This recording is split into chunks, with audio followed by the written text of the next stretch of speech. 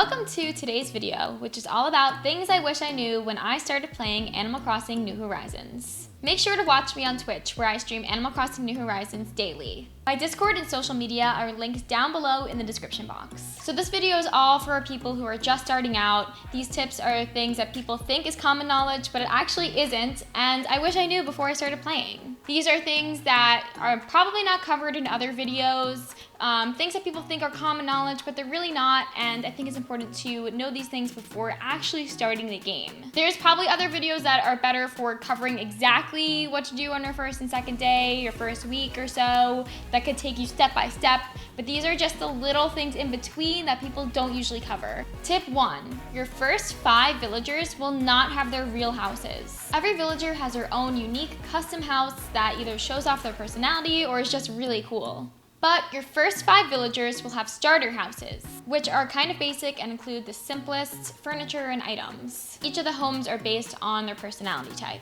So all the normals will have the same houses, all peppies will have the same houses, etc. So what should you do with this information?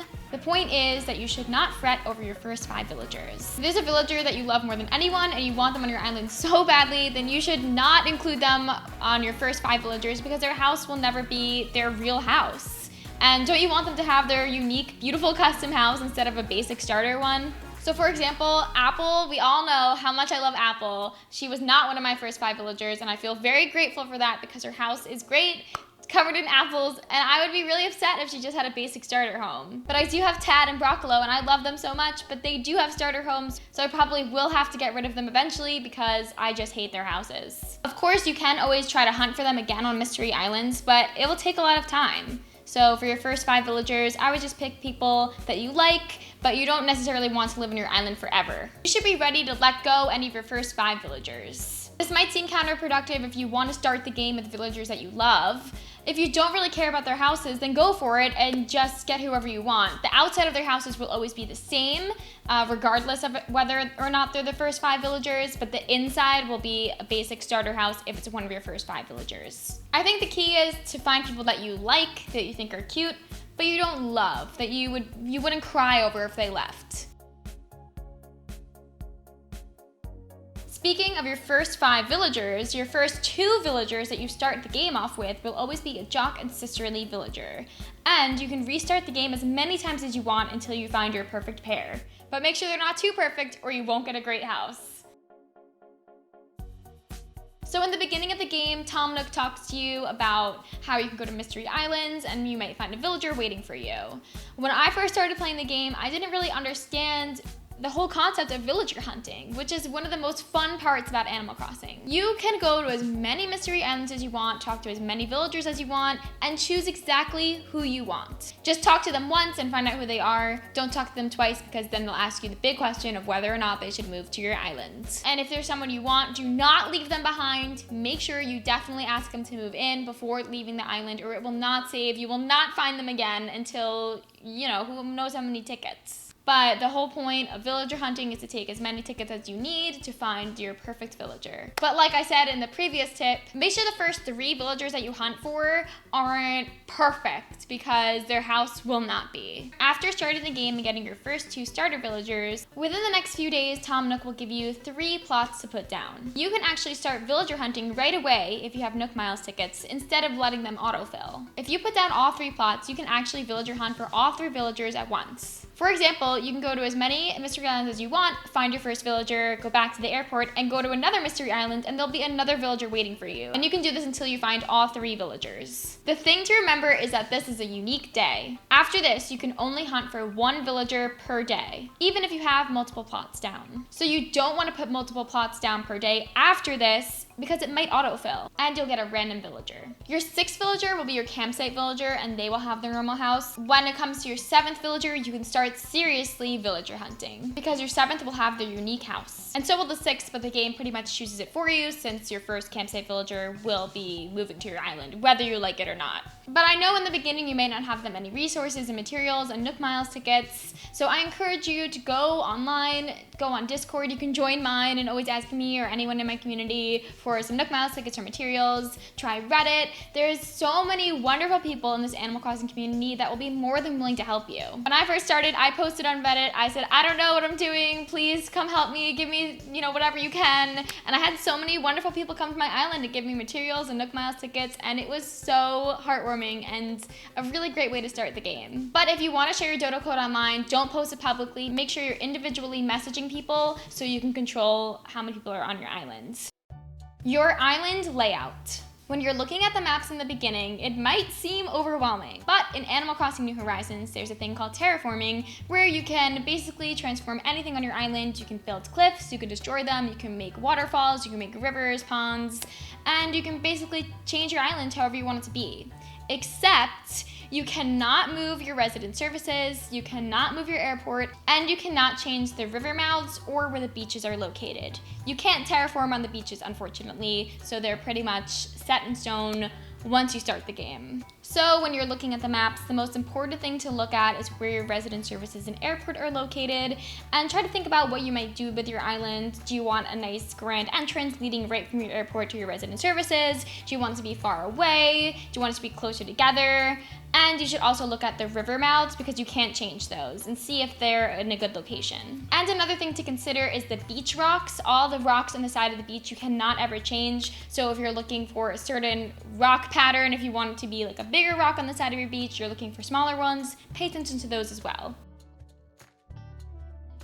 Another thing to take into consideration is that you will only have 8 staircases and 8 bridges. For me, I started off my game by building a huge, nice, grand entrance to my house with 2 staircases. I made my museum with 2 beautiful staircases, and then I learned that I only had 4 more left. So take that into consideration when you're building up your island. You can have a maximum of 8 staircases and a maximum of 8 bridges. So when you start your game, you might realize that your entire island is basically covered in weeds. I really regret selling my weeds in the beginning of the game because there's so many DIYs that require them, and once you clear out your weeds, they don't really grow back super often. You can always go to Mystery Islands to get more, but when you start off the game and pick your weeds, you'll probably have like 200, and you'll go through them when you start collecting more DIYs. And I think there's better ways to make money than selling weeds. So keep your weeds in your storage. I think there's much more lucrative ways to make money when you're starting off the game.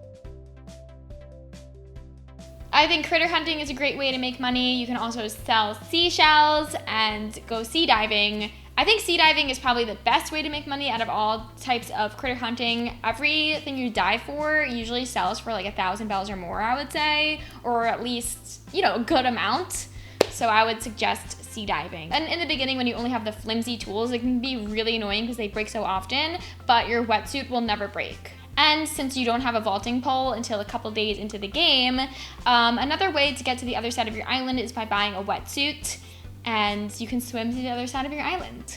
My favorite way to make bells is to sell turnips, which is not as hard as you think. So turnips are the stock market of Animal Crossing, and you buy them for a certain price on Sunday, and as the week goes on, you kind of see how the stock market is doing by asking Timmy and Tommy, and you can either sell them on your own island and track your own prices, or you can go to a friend's island or someone else's island and sell them there. There's other great YouTube videos about the whole turnip selling guide. I can make one myself if anyone would be interested. These are just some quick tips on turnips. Daisy May, the turnip girl, will come to your island every Sunday. She leaves at 12 noon. I would suggest to buy as many turnips as your pockets can hold, and just know that you're going to have to plan out time later in the week to sell them. And you can buy multiple pockets of turnips, but if you're going to someone else's island, it could be annoying because you'll have to go back and forth so many times. So I think it's just better to start off with pockets full of turnips.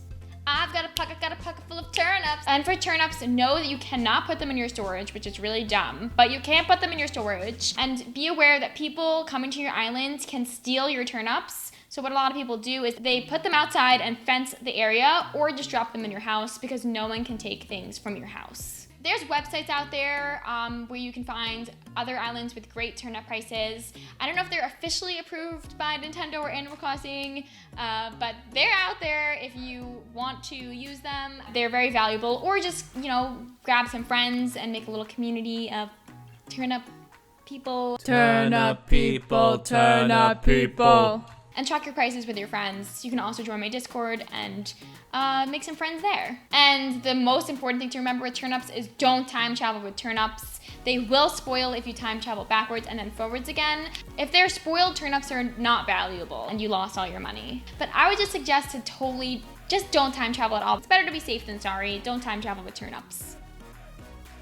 After about a week into the game, you should expect a visitor on your island every day. I've had friends who say to me, I don't have anyone on my island today, I can't find them. But on weekdays, there's always a visitor on your island. You're not looking hard enough if you can't find a visitor. I think it's a little bit iffy when you first start the game, but within 2 weeks or so, you will definitely start having visitors every day. Make sure you check your map for Red. You'll see a little icon on your secret beach if he's there. Check your plaza for Leaf and Kicks and Label.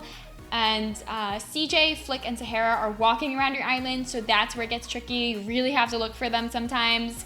And Gulliver and Gullivar are on your beach just dead. They're just laying there dead. And on Saturdays, you will have KK, Slider if your island is 3 stars or more. And on Sundays, you'll always have Daisy May for turnips. And recently I've been noticing if you talk to your villagers, sometimes they'll mention who's visiting your island. So make sure you talk to them every day. And at night, you will have a chance for Wisp or Celeste to visit your islands. So I would suggest to check pretty much every night for them after 7 p.m. Especially for Celeste. Wisp doesn't always give the best things. He really doesn't ever give good things. But definitely check for Celeste if you have a clear sky or shooting stars. So my last tip for this video is to always remember that Animal Crossing has a great community. There's so many wonderful people in this Animal Crossing community on Reddit and on Discord. And you can join my Discord. We have a great community over there and you can ask any questions you want.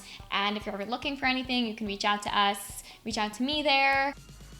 Thank you so much for watching. Let me know what you thought of this video down below in the comments. And let me know if you have any suggestions for future videos.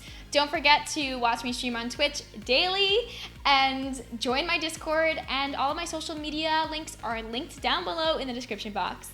Thank you, bye!